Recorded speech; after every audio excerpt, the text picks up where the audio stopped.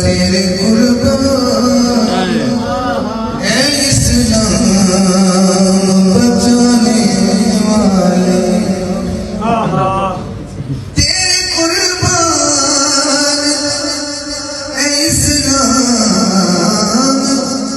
बचाने वाले,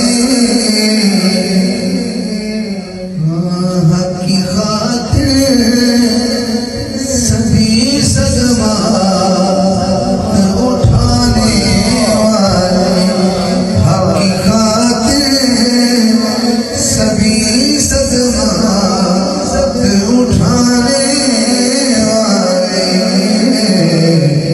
हक की खातिर सभी सदमात उठाने वाले।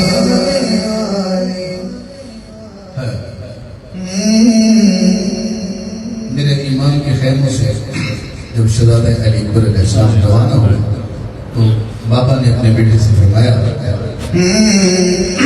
अली अकबर तेरी तस्वीर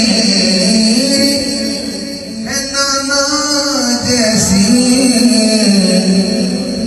याद रखना तू मेरी जान जाने वाले, याद रखना तू मेरी जान है जाने वाले।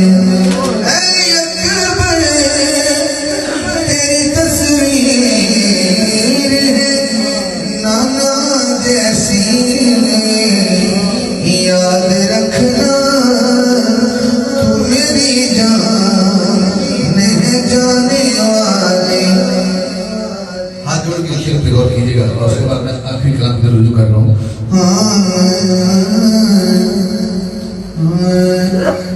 पूछा बीवी ने बताइए